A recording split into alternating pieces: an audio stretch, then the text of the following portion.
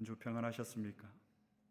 지난 주일 꿈꾸는 자가 오는도다 라는 제목으로 말씀을 전하면서 우리는 지금 영적인 전쟁 가운데 있다라고 나누었습니다. 그 일이 그 설교를 하고 저는 개인적으로 지난 한 주 다른 때보다 더 치열한 그런 영적 전쟁의 현장이 아니었는가. 그래서 솔직히 설교하기가 조금 두렵습니다. 오늘 말씀 제목은 거룩한 근심, 세상 근심입니다. 이 설교를 하고 나면 또 이번 한 주간 우리에게 얼마나 많은 근심들이 찾아올까라고 생각을 하지만 여러분, 하나님이 하게 하시는 근심은 후회할 것이 없나니 하나님이 하게 하시는 근심은 구원에 이르게 하는 근심이다라는 말씀을 붙드시기를 바랍니다. 우리가 그렇게 나 중심에서 하나님 중심으로 우리의 삶들이 점점 변화되어져 가야 합니다. 우리는 이 영적인 전쟁에서 승리할 수 없지만 주님이 우리의 대장이 되시기 때문에 우리는 승리할 줄로 믿습니다. 근심도 마찬가지입니다. 여러분, 근심이 그칠 날이 있었나 싶을 정도입니다. 또 우리에게 어떤 근심이 오든지 오늘 말씀을 통해서 이 근심이 생명에 이르는 구원에 이르는 근심이 되기를 축복합니다. 세계 각 분야에서 최고 기록들을 모아놓은 책이 있죠. 어떤 책일까요? 기네스북입니다. 그 기네스북에 등재되어 있는 세계에서 가장 많이 팔린 책이 성경입니다. 알아보니까 약 50억 부 이상 판매가 되었다고 합니다. 실감이 안 날 것 같아서 이것을 제가 한번 이게 지구의 둘레에다가 한번 계산을 해보았습니다. 50억 부의 지금까지 팔린 성경책을 이렇게 세워서 쌓으면 지구 둘레 3바퀴를 돌 수 있는 길이라고 합니다. 어마어마한 길이죠. 그리고 성경은 또 3,000개 이상의 언어로 번역이 되었다고 합니다. 그런데 여러분, 기독교 고전 가운데에 성경 다음으로 많이 팔린 책이 있습니다. 어떤 책인지 여러분 아십니까? 철로 역정입니다. 영국의 청교도 설교가 존 버년이 지은 철로 역정. 존 버년은 여러분 처음부터 기독교인이 아니었습니다. 그가 결혼을 하면서 그의 아내가 가지고 온 성경과 신학 서적을 그가 읽다가 자신의 죄를 깊이 인식하고 복음을 깨닫고 회심하게 됩니다. 철로 역정에 보면 주인공 크리스찬이 등장을 합니다. 그런데 생명, 영원한 생명이라고 외치는 부분이 있습니다. 크리스찬이 처음 등장할 때 등에 무거운 짐을 지고 등장을 하죠. 그리고 그 등에 진 무거운 짐은 무슨 짐인가? 죄의 짐이에요. 크리스찬이 무거운 죄의 짐을 지고 등장을 합니다. 등에는 무거운 죄의 짐을 지고 양손에는 책이 한 권 들려 있습니다. 그 책이 어떤 책일까요? 성경책입니다. 크리스찬이 그 성경책을 들고 등에 무거운 죄의 짐을 지고 성경을 읽고 있습니다.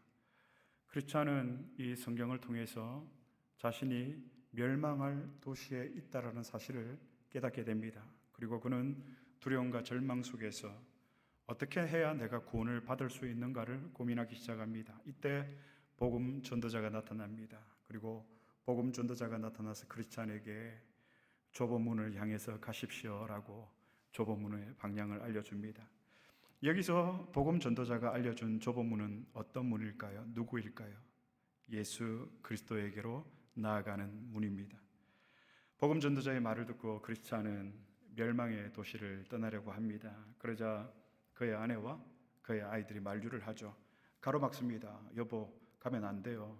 아버지, 가면 안 돼요. 라고 하지만 크리스찬은 가족과 이웃의 만류를 뿌리치고 멸망의 도시를 뛰쳐나가면서 이렇게 외칩니다. 생명, 영원한 생명. 저는 이 부분을 읽을 때마다, 볼 때마다 감동이 됩니다. 이 외침은 죽음에서 생명으로 옮겨지는 여정입니다. 회개와 믿음의 출발을 상징합니다. 여러분, 기독교 강요 제3장 3장에 보면 참된 회개가 무엇인지를 이렇게 정의하고 있습니다.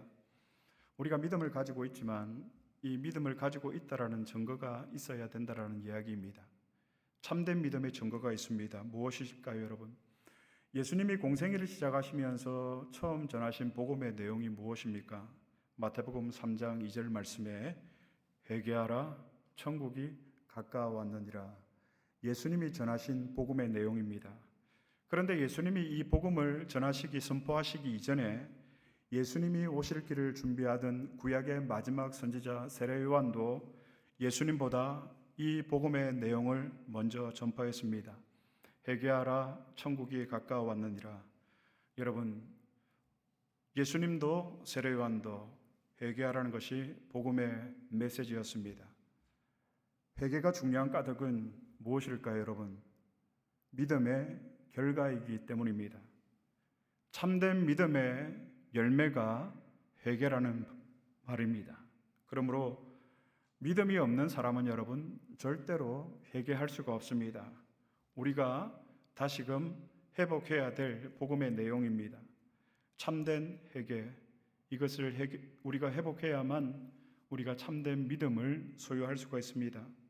오늘 본문에 나오는 고린도 교회는 사도 바울이 설립을 했습니다. 사도 바울이 설립을 하고 난 이후에 고린도 교회에 많은 문제가 있었습니다. 교회에 분쟁이 생겼고 도덕적인 문제가 생겼고 지도자에 대한 문제가 생겼고 이단 사상의 영향을 교회가 받기 시작했습니다. 그래서 바울은 고린도 교회를 향해서 회개를 촉구하고 교회의 하나됨을 권면합니다. 이것이 고린도 전서의 내용입니다. 바울은 고린도 교회 교인들을 향해서 책망하는 편지를 보내고 그의 마음이 불편했습니다. 후회가 되었습니다. 고린도 전서의 이 편지를 먼저 고린도 교회에 1차 편지로 보내고 난 다음에 그의 마음이 불편했다라는 거죠. 왜? 듣기 싫은 얘기를 사도 바울이 했기 때문에. 성경을 한번 찾아보겠습니다. 고린도후서 7장 8절의 말씀. 다 같이 봉독하시겠습니다. 그러므로 내가 편지로 너희를 근심하게 한 것을 후회하였으나 지금은 후회하지 아니함은 그 편지가 너희로 잠시만 근심하게 한 줄을 알미라. 보십시오. 바울의 마음이 불편했어요. 처음 편지를 보내고 그의 마음이 불안하고 불편했습니다. 교인들이 오해하지는 않았을까? 정말 교인들이 오해를 해서 하나님을 떠나지는 않을까? 이런 염려, 이런 불안한 마음들이 있었습니다. 하지만 고린도 교회의 교인들은 감사하게도 바울의 편지를 받고 회개했다고 성경은 말하고 있습니다. 성경을 한번 찾아보겠습니다. 오늘 본문 고린도후서 7장 9절입니다. 다 같이 봉독하겠습니다. 내가 지금 기뻐함은 너희로 근심하게 한 까닭이 아니요 도리어 너희로 근심함으로 회개함에 이른 까닭이라. 너희가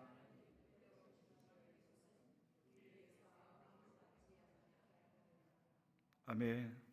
바울이 기뻐하는 이유가 무엇이죠, 여러분? 그들이 회개했기 때문입니다. 바울은 여기서 그들의 회개에 대해서 이렇게 정의를 하고 있습니다. 하나님의 뜻대로 근심하게 된 것은 하나님의 뜻대로 근심하게 된 것은 이라고 했습니다. 그러면 여러분, 오늘 말씀의 제목이 거룩한 근심과 세상 근심인데 저는 하나님의 뜻대로 하는 근심을 거룩한 근심이라고 해보았습니다. 하나님의 뜻대로 하는 근심과 오늘 10절에 나오는 세상 근심은 어떤 차이가 있을까요? 어떻게 다를까요? 우리 가운데 수많은 근심들이 있지만 이 근심이 하나님이 하게 하시는 근심인지 아니면 세상 근심인지 어떻게 우리가 구별할 수가 있을까요? 저는 오늘 이 차이를 오늘 말씀을 가지고 여러분들과 묵상하려고 합니다.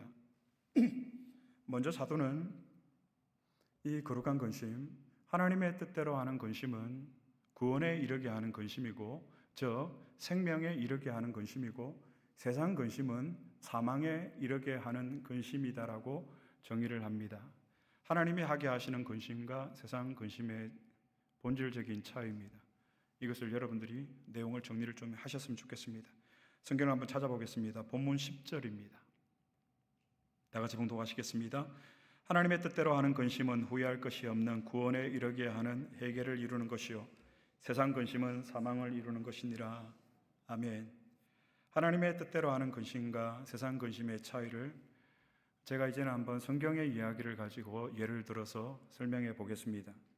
먼저 하나님의 뜻대로 하는 근심, 후회할 것이 없는 회개에 이르게 하는 거룩한 근심입니다. 다윗이 범죄하고 난 다음에 선지자 나단이 당시의 모든 힘과 권세를 가지고 있던 다윗 왕을 찾아갑니다. 다윗 왕을 찾아가서 나단 선지자가 이야기합니다. 왕이여, 왕이 바세바를 취하고 우리아를 죽인 것은 하나님 앞에 명백한 죄입니다. 하나님 앞에서 당신은 분명히 벌을 받게 될 것입니다. 나단 선지자가 당시 최고의 권력자인 다윗에게 그렇게 이야기했습니다. 나단의 말을 듣고 다윗은 어떻게 반응했죠? 그의 옷을 찢고 눈물을 흘리며 침상을 적시며 기도했습니다. 시편 51편이 바로 다윗의 참회 시입니다. 시편 51편 11절 말씀에 보면 나를 주 앞에서 쫓아내지 마시며 주의 성령을 내게서 거두지 마소서, 유명한 참회의 시편입니다. 하나님께서 나단을 다윗에게 보내셔서 다윗을 책망하셨고, 다윗은 나단을 통해서 하시는 하나님의 그 책망을 듣고 회개하기 시작했습니다. 이것이 하나님의 뜻대로 하는 근심입니다. 다윗은 나단의 말을 듣고 하나님 앞에 옷을 찢으며 가슴을 찢으며 하나님 앞에 회개했습니다. 하나님, 내가 하나님 앞에 범죄했습니다. 이 다윗의 근심은 하나님의 뜻대로 후회할 것이 없는 회개를 이루는 근심이 된다라는 말입니다. 다음은 여러분 세상 근심입니다. 사망을 이루는 세상 근심입니다. 이스라엘의 초대왕 사울, 이 사울은 자신의 사위였던 다윗을 시기하고 질투하기 시작합니다. 그 모습을 보면서 안타깝게 여겼던 사람이 있었습니다. 사울 왕의 아들 요나단이었습니다. 어느 날 이 요나단이 자신의 아버지를 찾아가서 직언을 합니다. 아버지, 다윗이 잘못한 게 없는데 왜 아버지는 다윗을 죽이려고 합니까? 성경에 보면 처음 사울은 요나단의 말을 듣고 마음에 찔림이 있었습니다. 하지만 자기의 자리를 넘보고 있는 이 사위 다윗을 그냥 사울 왕은 내버려 둘 수가 없었습니다. 그래서 사울이 그 근심 끝에 어떤 결론을 내립니까? 자기에게 직언하고 있는 아들 요나단을 향해서 창을 들어 던집니다. 그를 죽이려고 했습니다. 아들을. 왜? 나에게 도전하지 말라는 겁니다. 내 근심거리를 만들지 말라는 거죠. 사랑하는 새안티옥 가족 여러분, 이것이 사망에 이르는 근심입니다. 여러분도 누군가가 나에 대해서 이야기를 하면 화가 나고 마음이 상해서 자존심이 상해서 아무것도 할 수 없고 잠도 이루지 못합니다. 저도 그렇습니다. 누군가가 저에 대해서 없는 얘기를 하고 모함을 하면 너무 억울하고 너무 화가 나서 잠을 못 자겠습니다. 그만큼 다른 사람의 조언이나 충고를 받아들이기가 얼마나 어려운 것인지 우리 모두는 잘 알고 있습니다. 바울도 이 사실을 모를 리 없었습니다. 그렇기 때문에 바울은 고린도 전서에서의 그 편지를 가지고 고린도 교회 성도들을 책망한 후에 그 교인들이 근심하고 있을 그것을 생각하면서 그것을 바로 사울은 하나님의 근심, 거룩한 근심, 세상 근심이라고 불렀습니다. 아픈 말을 들으면 누구나 근심합니다. 불편한 말을 들으면 누구나 근심하게 되어 있습니다. 누구나 잠을 못 잡니다. 그 말 때문에 가슴이 너무 아픕니다. 어느 때는 너무 억울하고 너무 화가 나고 너무 섭섭합니다. 누구나 다 그렇습니다. 그런데 여러분, 그 다음이 문제입니다. 그 말을 마음에 담아서 앙심을 품으면 그건 하나님이 기뻐하시지 않는 세상 근심이 되는 겁니다. 그러면 하나님의 뜻대로 하는 근심은 어떤 근심일까? 하나님의 뜻대로 하는 근심은 누군가의 이야기를 듣고 나의 허물을 보는 겁니다. 나의 죄를 보는 거예요.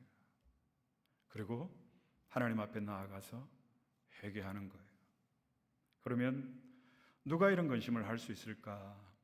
누가 하나님이 주시는 근심을, 거룩한 근심을 할 수 있을까? 사람들이 철저하게 자기 중심적이기 때문에 우리가 신앙생활을 하면서 목사인 저조차도 정직하게 말씀드리면 이 목사가 하는 회개조차도 쇼오프가 될 수 있다라는 말입니다. 교인들에게 자랑하고 뽐내기 위한 그런 회개의 기도를 목사가 할 수 있다라는 말입니다. 그런데 여러분, 이건 진실하지 못한 겁니다. 누구에게나 이런 모습이 있지 않을까 저는 그렇게 생각이 됩니다. 우리가 하는 근심이 진정으로 하나님이 주시는 근심으로 인하여서 회개를 가능하게 만들 때는 내가 주님을 위해서 살고 싶습니다라는 이 고백이 내 마음 중심의 진실한 고백으로 있을 때입니다. 바로 이런 진실한 고백과 거룩한 근심이 내 안에 있을 때에 우리의 회개에는, 우리의 기도에는 두려움이 있고 간절함이 있습니다. 그리고 죄에 대한 분한 마음도 생기게 됩니다. 여러분은 죄를 범하고 그 죄에 대해서 분한 감정을 느껴보신 적이 있습니까? 그 죄를 저주해 보신 적이 있습니까? 사도 바울은 하나님의 뜻대로 하는 이 근심에 대한 말씀을 전하면서 구원에 이르게 하는 참된 회개의 그 열매로 오늘 11절에서 이렇게 이야기를 하고 있습니다. 성경을 한번 찾아보겠습니다. 고린도후서 7장 11절입니다. 고린도후서 7장 11절 말씀 다 같이 봉독해 보겠습니다. 시작. 보라, 하나님의 뜻대로 하게 한 이 근심이 너희로 얼마나 간절하게 하며 얼마나 변정하게 하며 얼마나 분하게 하며 얼마나 두렵게 하며 얼마나 사모하게 하며 얼마나 열심히 있게 하며 얼마나 벌하게 하였는가. 너희가 그 일에 대하여 일체의 너희 자신의 깨끗함을 나타내었느니라. 아멘. 종교개혁가들은 고린도후서 7장 11절의 말씀을 가지고 참된 회개의 7표지라고 정의했습니다. 복음 안에서 지속적인 성화의 과정입니다. 이 열매가 복음 안에서 지속적으로 우리 안에서 일어나야 하는 성화의 과정이라는 것입니다. 하나님의 하게 하시는 근심은 구원에 이르게 하는 참된 거룩한 근심인데 그 회개를 통하여서 하게 되는 이 근심의 열매가 무엇인가? 오늘 고린도후서 7장 11절에 말하고 있는 7개의 열매입니다. 첫 번째 열매가 어떤 겁니까, 여러분? 얼마나 간절하게 하며. 집에 불이 났다고 칩시다. 내일 끕시다라고 하는 사람이 있겠습니까? 내가 오늘 죄를 범했는데 내가 오늘 이 죄를 가지고 당장 하나님 앞에 나아가지 않는다면 우리는 참된 회개를 아직도 경험하지 못하고 있는 것입니다. 얼마나 간절하게 하며 얼마나 변정하게 하며, 자신에 대한 변호가 아니에요. 죄와의 단절에 대한 분명한 태도입니다. 내가 죄와 단절했습니다. 여러분, 우리 가운데 이런 하나님 앞에 변정하는 마음이 있어야 합니다. 얼마나 변정하게 하며 얼마나 분하게 하며 죄를 짓지 않으려고 하는 거룩한 분노. 내가 오늘 또 죄에 넘어졌구나. 내가 오늘 또 이 사단의 게임에 넘어갔구나. 분한 거예요. 내가 다시는 죄를 반복하지 않겠다고 하는 거룩한 분함. 얼마나 분하게 하며 얼마나 두렵게 하며 거룩한 하나님 앞에서의 그 경외감이죠. 감히 얼굴을 들 수 없는, 얼마나 두렵게 하며. 지금 말하고 있는 것은 참된 회개의 열매이고 이 열매는 우리의 삶 가운데서, 신앙의 여정 가운데서 지속적으로 일어나야 하는 성화의 과정입니다. 얼마나 사모하게 하며 하나님과의 교제를 그리워하는 거예요. 우리가 연애할 때 그 사람이 얼마나 그립습니까? 방금 헤어졌는데 또 보고 싶고. 하나님과 어떤 관계 가운데서 여러분들은 교제를 하나님과 해 나가십니까? 하나님, 너무 하나님을 그리워합니다. 하나님, 저는 하나님을 갈망합니다. 얼마나 사모하게 하며 참된 회개의 열매, 얼마나 열심히 있게 하며. 고린도 교회를 향해서 사도 바울이 회개한 후에 교회의 하나됨을 이루어가라고 하죠. 우리 안에 이런 참된 회개가 일어나지 않으면 교회 회복과 교회 부흥은 사실 하나님이 주시는 은혜가 아닐 수도 있다는 것을 우리가 알게 됩니다. 얼마나 열심히 있게 하며 교회의 순결과 교회의 질서와 교회의 기강과 교회의 거룩을 지키려고 하는 그 열심, 그 헌신, 어떤 우선순위보다 교회를 중심에 두고 살아가는, 하나님의 말씀을 중심에 두고 살아가는 그 열심, 얼마나 열심히 있게 하며. 마지막 7제가 뭐죠? 얼마나 벌하게 하였는가. 하나님, 내가 하나님 앞에 범죄했다면 하나님 매를 드실서라도 나를 이 죄에서 돌이키게 해 주십시오. 이것은 회복을 위한 하나님의 사랑이기 때문에 죄를 반복하지 않고 방치하지 않겠다라는 그 다짐, 얼마나 벌하게 하였는가. 얼마나 간절하게 하며, 얼마나 변정하게 하며, 얼마나 분하게 하며, 얼마나 두렵게 하며, 얼마나 사모하게 하며, 얼마나 열심히 있게 하며, 얼마나 벌하게 하였는가. 하나님의 뜻대로 하는 근심은 후회할 것이 없는 근심에 이르게, 구원에 이르게 하는 참된 회개의 결과입니다. 이런 열매가 있을 때는 언제일까요? 정말 우리의 마음 가운데 주님, 정말 내가 주님 제자로 살고 싶습니다. 이민교에서 목회하면서 한번 부흥의 그런 시간을 만들기 위해서 목회하는 것이 아니라, 주님, 내가 정말 한 영혼이라도 붙들고 이 영혼과 사토하며 주님의 제자로 살고 싶습니다 라고 고백할 때에 우리에게 이 회개의 열매가 있다라는 말입니다. 그래서 우리는 이 말씀을 붙들고 오늘도 우리 스스로를 점검하고 확인해 보아야 됩니다. 우리에게 여러분, 근심은 불가피한 것입니다. 이 시간 중에도 세상 근심으로 근심하고 있는 분이 있을지도 모르겠습니다. 예배를 마치고 나가면서부터 우리의 근심은 불가피한 것이지만 우리는 거룩함으로 근심하고 싶습니다. 말씀을 맺겠습니다. 제가 목회를 하면서 제가 하고 있는 모든 근심은 다 거룩한 근심이고 다 하나님의 뜻대로 하는 근심일까요? 물론 저의 근심의 대부분은 어떻게 하면 교회가 좀 더 성장하고 교인들이 좀 더 행복하게 신앙생활할 수 있는 교회의 환경을 만들 수 있을까입니다. 이런 근심이 대부분이지만 그 근심의 중심에 저의 교만이 있고 저의 명예가 있고 저의 편안함이 있고 저의 안락함이 있다면 그건 분명 세상 근심입니다. 이것이 제가 가지고 있는 문제이고, 그러나 그럼에도 불구하고 이 연약함과 제약 가운데서도 제가 이 말씀을 통해서 여러분들과 다시 한번 확인하고 싶은 것이 있다면, 고백하고 싶은 것이 있다면, 주님, 정말 저는 주님의 제자로 살고 싶습니다. 그 고백이라고 생각합니다.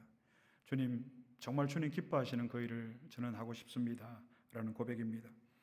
바울이 지금 고린도 교회에 보내는 편지를 보아도 결국은 인간이 하는 근심의 대부분은 어떤 것일까요? 관계인 것 같습니다. 우리를 가장 힘들게 만드는 것은 우리의 남편이고 우리의 아내이고 우리의 부모이고 우리의 자녀이고 교회의 목사이고 교회의 성도들입니다. 관계가 참 힘듭니다. 그래서 마음속에 항상 불편함이 있고 억울함도 있고 섭섭한 마음도 있습니다. 오늘 이 자리에 계신 분들 중에 그런 분이 계실지 모르겠습니다. 내 눈에 흙이 들어가기 전까지는 두고 봐라, 내가 그 사람 다시 보는가, 절대 안 보리라, 그런 분이 계실지도 모르겠습니다. 그래서 나의 남편을, 나의 아내를, 우리의 교인들을 나의 원수로 삼으면 그건 세상 근심이 되는 겁니다. 그러나 그런 중에도 하나님, 나는 절대로 그럴 수 없습니다. 주님이 기뻐하신다면 그 사람을 품고 용서할 수 있게 해주시고, 무엇보다도 그 사람을 통해서 하나님의 말씀처럼 하나님이 하게 하시는 근심은 후회할 것이 없는 회개를 이루는 것이기 때문에, 하나님, 저 사람을 통해서, 지금 있는 이 환경을 통해서 나의 잘못, 나의 허물을, 나의 죄악을 보고 인정할 수 있게 해주십시오. 이것이 거룩한 근심입니다. 하나님의 뜻대로 하는 근심입니다. 거룩한 근심은 누구의 뜻대로 하는 근심이고 하나님의 뜻대로 하는 근심이고, 하나님의 뜻대로 하는 근심은 후회할 것이 없는 생명에 이르는, 구원에 이르게 하는 근심입니다. 반대로 세상 근심은 어떤 근심이죠? 그 중심에 누가 있죠? 내가 있는 거예요. 내가 있고 내가 있는 이 세상 근심은 그 결과가 뭐예요, 여러분? 사망을 이루는 것이니라. 남은 여생 여러분, 우리에게 근심은 불가피한 것이지만 하나님의 뜻대로 하는 이 구원에 이르게 하는 이 근심을 인하여서 거룩한 근심으로 참된 회개의 열매를 통해서 여러분, 예수 잘 믿는 저와 여러분, 우리 새한대교회가 될 수 있기를 주님의 이름으로 축복합니다.